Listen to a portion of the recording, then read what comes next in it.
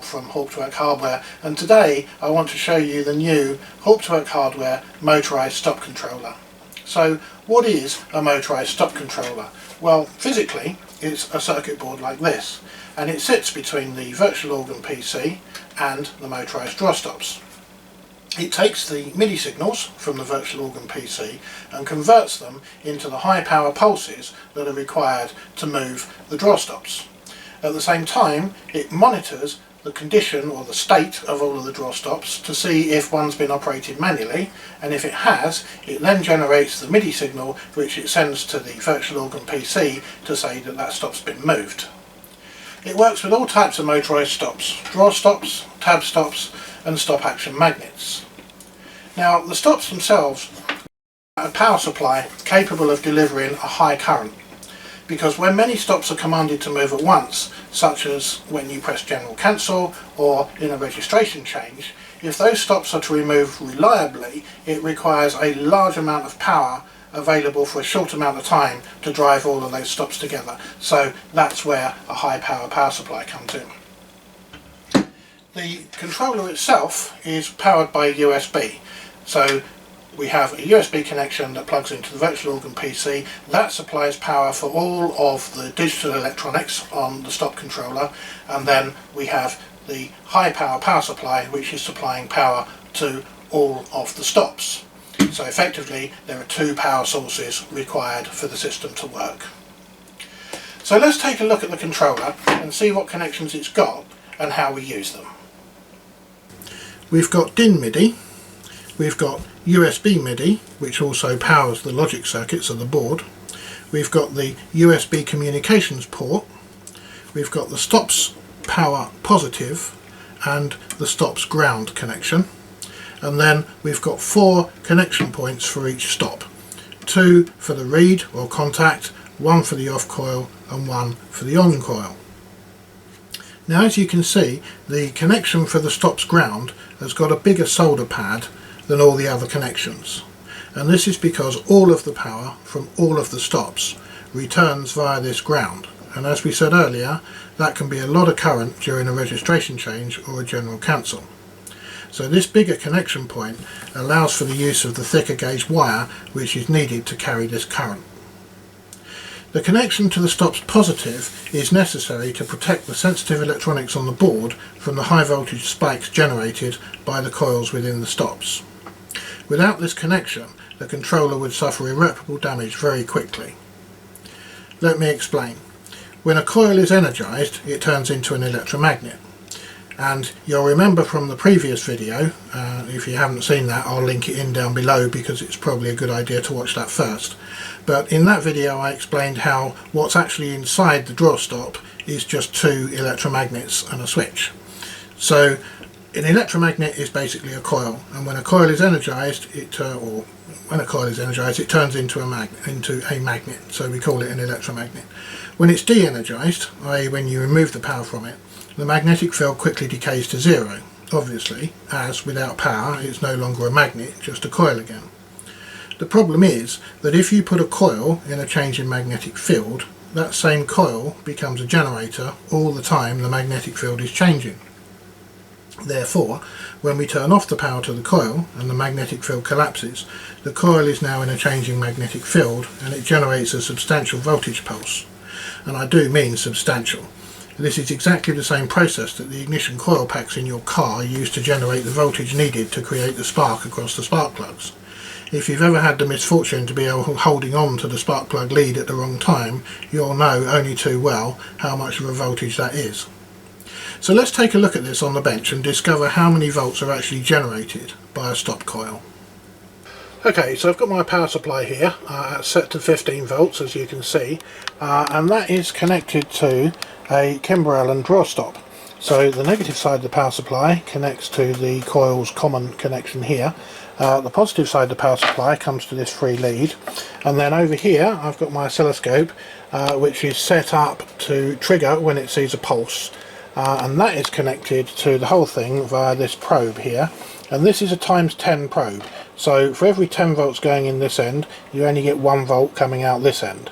So everything that we see on the scope we need to multiply by 10 so that we see the correct reading that we're actually getting here. So let's connect this power supply briefly and see what result we get. Okay, so here we go then. I'll connect the power supply briefly, power on, power off, and you can see on the scope, let's make that a little bit easier to see. So we can see here our power was on, we released the power, and it's given us this great big pulse on the screen. Now this is set to 10 volts per centimetre on this display. So for every centimetre this pulse extends, that represents 10 volts. But remember, we're using the times 10 probe, so it's actually 100 volts. So the size of this pulse is 1, 2, 3, 4, 5, just under 600 volts. So it's about 580 volts that was created by this stop coil when we removed that power. If we add a diode across the coil of the stop, it conducts the high voltage spike safely across the coil and prevents any danger. The spike always occurs in the opposite polarity to the power we apply to the coil, so we can safely add a diode to quench it. Okay, so I've connected this diode, which hopefully you can see here, across the 2 points of the coil where we're measuring. So this side goes to the negative of our power supply, and this side goes to where we're going to connect the positive of our power supply. We've still got the scope probe set up exactly the same as before. So if I do the same thing again now, I put power on there, take it off, put it on, take it off, nothing happens at all on the scope, because this diode is conducting that pulse back around into the coil, so it's never getting a chance to build up to that sort of level. And if we switch the scope, let's stick it on auto for the minute, okay, and then we'll turn that down to some reasonable level. So now we're actually looking at 0.2 volts per centimetre, so a way smaller scale. So when I touch this on here now, you see that goes straight up. Let's make this, there we are, so we can actually see it, but there's no big pulse, it's just going up to the 12 volts or 15 volts and back down to 0. So that's set at 5.5 of a volt times 10, so that's 5 volts, so 5, 10, 15. Our power supply was set at 15. We connect that, it moves up by 3 squares. When we remove it, it just drops back down to 0. There's no big pulse being generated anymore. So that's what we need to do to protect all of the electronics on our board. Adding diodes to each coil and ensuring that they're connected with the correct polarity is a pain and quite time consuming. So the stop controller has these diodes included on every stop connection.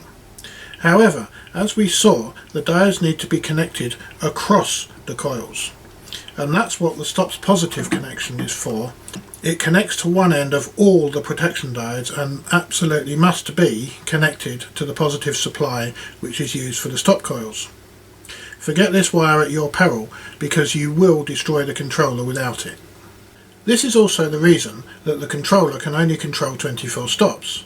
The voltage pulses, as well as the current pulses, driving the coils, are both being carried by cables that connect the stops to the controller. It's sensible, therefore, to keep these cables short and direct if we're to avoid interference to the rest of the sensitive electronics within our console. Usually, stops are mounted either side of the keyboards on stop jams, and the idea is that you mount one controller in each stop jam. This keeps the cable run short and makes for a more reliable and neater installation. For bigger consoles, you can add as many stop controllers as you need to handle all of your stops. Now, let's start connecting things together so that we can see how it all works. So first of all, I'm going to connect this stop to our stop controller, and I've got some 4-core alarm cable here which I've already stripped and tinned ready to go. So the idea is that we've got 4 connections on here for each stop as previously explained. 2 of them are for the reed switch, one's for the on coil and one's for the off coil. So one end of this cable, the 4 wires are going to connect to those, and what I'm going to do is I'm going to use the blue and yellow wires for the reed switch and the black and red for the off and on respectively. And then at the other end, obviously this connects to our stop. Now these new or current range of Kimber Allen stops have got this multi-way plug on the back, which makes it easy because you don't have to solder to it. And these have actually got little sort of pushing connections. So I don't know if you can see on the camera those little orange bits. If you push the orange part in, then that opens up this hole where the cable goes, and when you release it, it grips the cable. So that end we can do should be quite easy. And the way they're wired is that if I hold it that way around, the two on the right there and there are for the read, and then the next ones over here are the on coil and the off coil. So let's just pop these wires in. The read doesn't matter which way round they go, so I'm just gonna pop those in like that. So that's the yellow one and the blue one. They're a little bit fiddly. And then we want the on and the off, so that's the red for the on and the black for the off. So there we are, that's that end connected up. That's nice and easy and quick. And for the other end, we've got to solder these onto the board here. So these solder pads I use on all of the boards now, except the universal MIDI controller has still got the pins, the header pins, but that will be changing in the next run of boards, or possibly not the next run, but in the not too distant future, because these solder pads are just so easy to connect to. And basically all you have to do is just pop some solder on each one, which takes less than a second to do. You don't want to hold the iron on and get them really hot or anything like that, because if you do, they'll actually break away from the board. But just a tiny bit of solder like that on each one, and then we can just pop our wire on, heat it up so it melts into the solder, and it's as easy as that. And as you can see, it's kind of, you know, less than a second for each wire to do that. And that's the sort of speed you want to be aiming at, because as I say, if you heat these up silly hot for a long time, they will come off the board. But it's a heck of a lot easier and quicker than using pins. So that's the stop connected to the board now. All we need to do in addition to that is the power supply. The stop's positive power supply, if you like, is going to go to the centre pin there. That's the supply common to both coils, and it's also got to come to the stop's positive connection on this board, as we spoke about just now. So that's the next thing to do. When I've done that, we'll get it connected up to the computer, we'll get it connected to Hauptwerk, we'll see how it works, and then when we've done all of that, we'll have a look at the information you can get from the comms port here, and we can see the things that we can do in terms of setting this up, changing the delay times, and also just the general information it gives us as things are being operated. So that's the next thing to do. But first of all, let's get the power supply connected for the stops.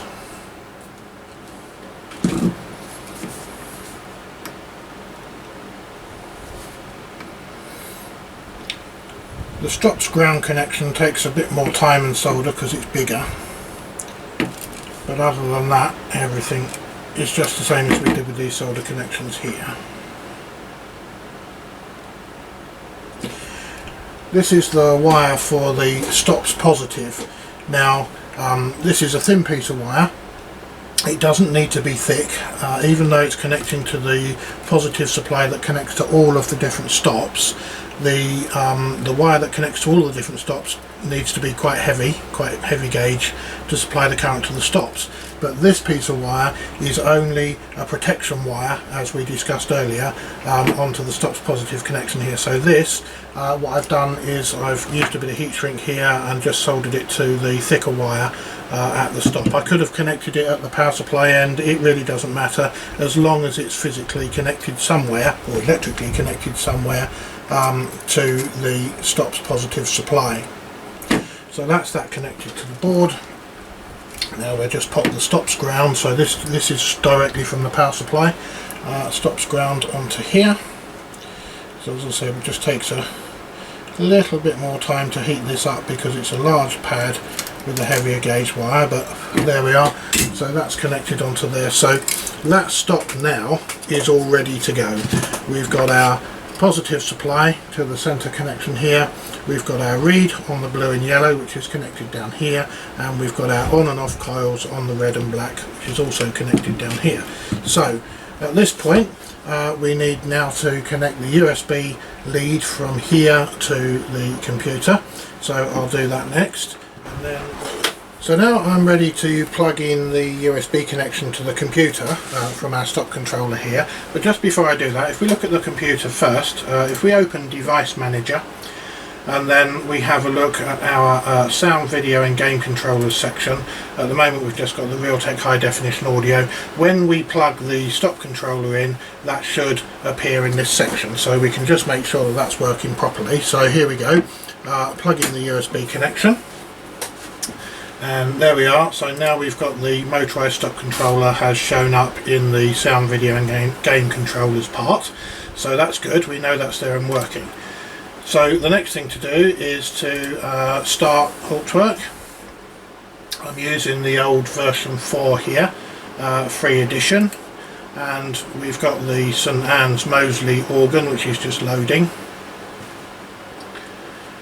So that's good, right, there we are. So what we can do now, in order to use our stop controller, we need to assign our physical stop here to one of the stops on our organ. So I'm just going to pick this one on the top right, the trombone 16 in the pedal division. I'll right click it and do auto detect, and then all I do is I pull the stop out and then I push the stop back in, and you can see on the screen that these two sections have now lit up, as it were. They're not greyed out anymore, and the Midi output is set as the motorized stop controller. So I just click done. So now if I pull the stop physically, you can see it move on the screen, so that's now popped out, and if I push it back in physically, that's gone back in.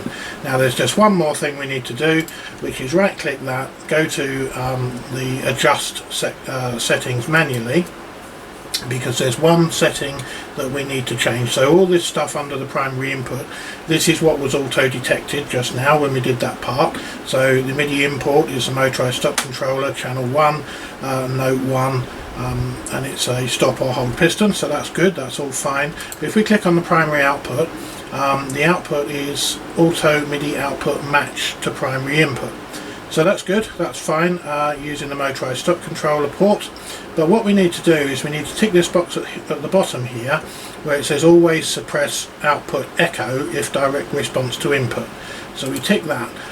What that does is that it stops Hauptwerk sending a signal back to the stop when it receives a signal from the stop. So in other words, if I pull the stop out, it will send a signal to Hauptwerk saying this stop's been pulled out, and Hauptwerk will move the stop on the screen.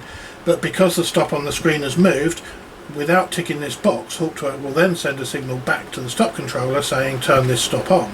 The stop's already on, and so it goes on. So basically we just need to suppress that. So we click OK now, and so now when we click this stop on the screen, the physical stop moves, and I can press the physical stop back in, or of course we can operate it entirely from here. So the stop's on at the moment, press that, stop goes off, and likewise. So that's all working as we wanted it to do. The next thing we can do now though is to connect our comms port on the stop controller to the computer, and then we can see all of the information that gives us and the other options that we can use that for. So if we come back to the computer screen for a second, come back to our device manager, and under this section here, ports, COM and LPT1, there's one port there at the moment which is communications port COM1, that's built into the computer. But if I plug in a second USB lead from my computer into this comms jack here, oops, right way round, there we are. Now what happens now if we look at the computer is that this pops up under that section. There's now a second COM port which is USB serial CH340, and that is COM7. So if we just pop that out of the way, if we open PuTTY You can download PuTTY if you just go to Google and type in PuTTY serial terminal. You'll find a link to this and you can just download this. It's all free and everything. It's nothing to do with my company, it's just a third-party software utility that's out there. There are alternatives to it, but I use this one because it's easy to use. So what we need to do once we've got this, we need to click on serial, and this gives us which serial line we're going to use. So we need to change that to COM7, and we need to change the speed here. This is for kind of like older setups really, is the default at 9600. Our stop controller is much faster than that, so we need to just type in 115200. So that is the correct speed for it to speak to our stop controller. And when we click open, it just opens a window which is blank at the moment, but if I pull the stop out, it comes up on, you can see on that window, it's now come up now with channel equals 1, note equals 1 and on. And you can also see down here that our stop has moved out on the screen there. Now if I just move that over there, obviously if I push the stop back in, we get the reverse, the notification from our comms port on the stop controller. If I click the stop on the screen, it now says USB note on received, note equals 1, stop equals 1. So it's quite useful for kind of troubleshooting. You can see what's being sent and received from the stop controller. And if we turn that off again, obviously you get that. Now the other thing you can do with this is, if we just pop Hauptwerk out of the way for a minute, and we click on this, if I press enter, we get our configuration menu. So what we can do with this now, it tells us that the controller address equals 1. You don't really need to worry about that unless you're using this with the Hauptwerk hardware Midi capture system, which actually hasn't been released on public sale yet, so you don't need to worry about that. It's something you can change in here, but if you do, then you kind of likely to cause extra work for yourself, because if you change that, the way it works basically is that if the address is number 1, all of the communications MIDI wise is done on channel 1, and the stop numbers work from 1 to 24.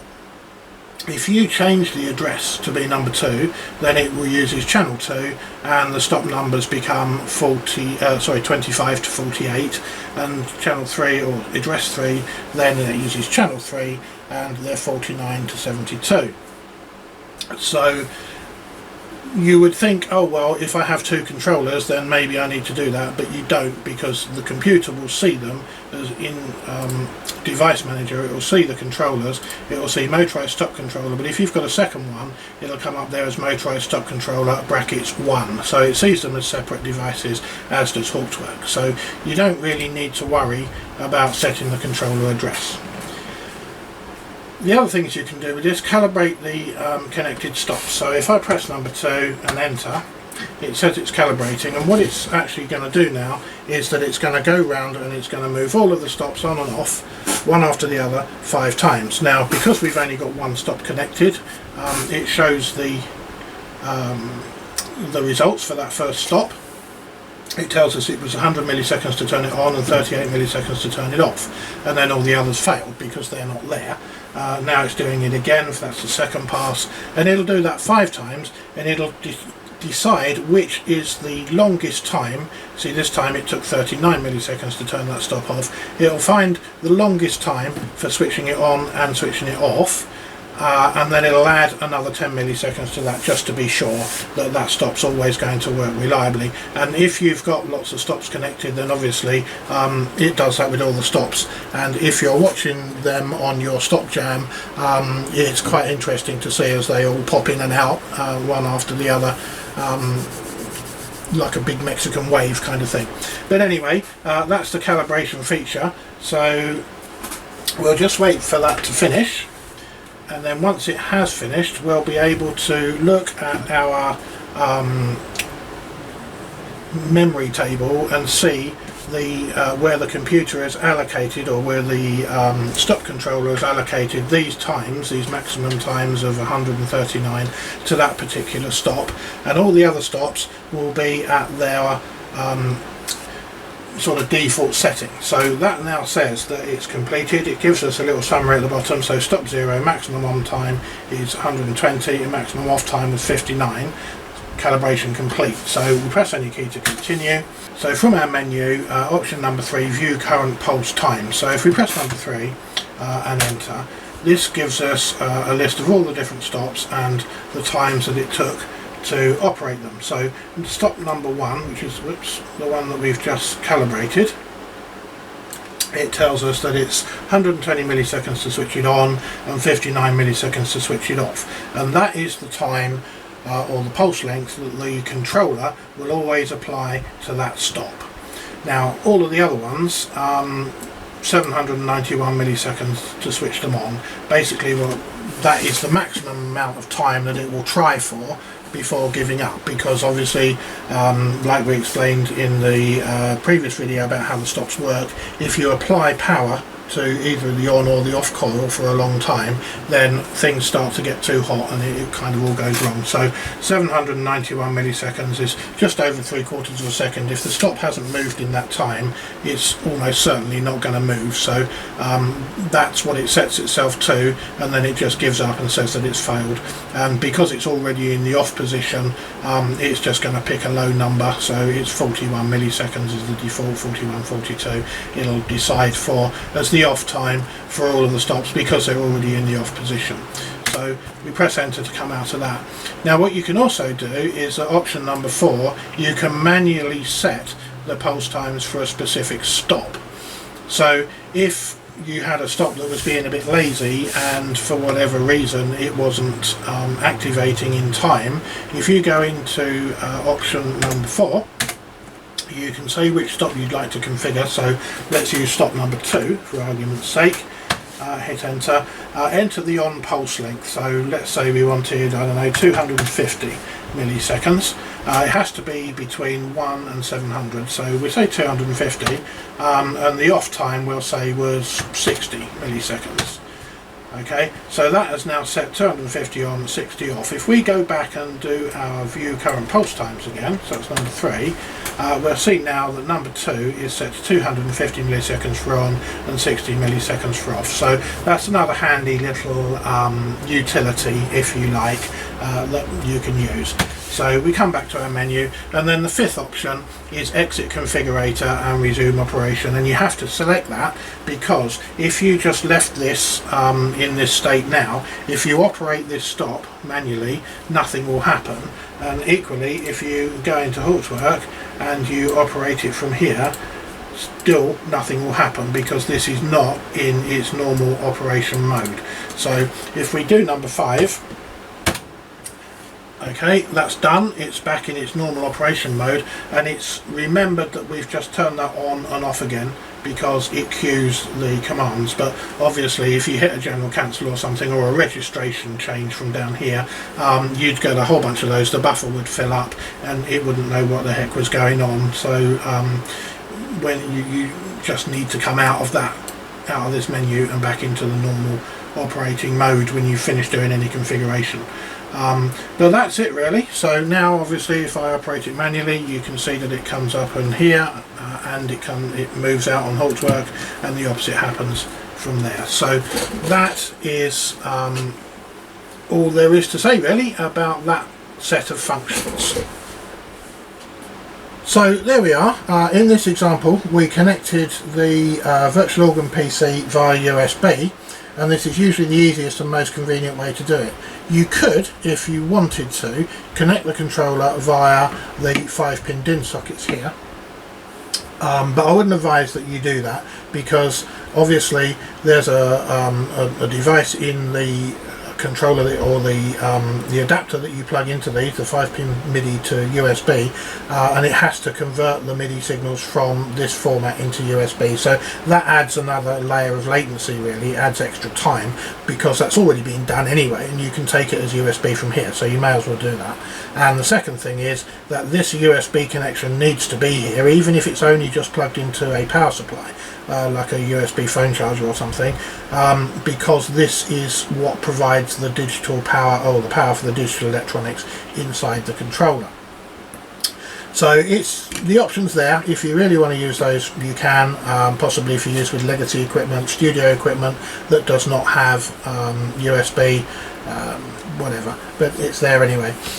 So you could also power it through, there's a barrel jack here, which if I lift that up, I don't know if you can see it on the camera, you can just about, if I get it into the light there, there's a barrel jack there, which you could also use for powering the controller, and that would need a power supply of between 7.5 and 12 volts.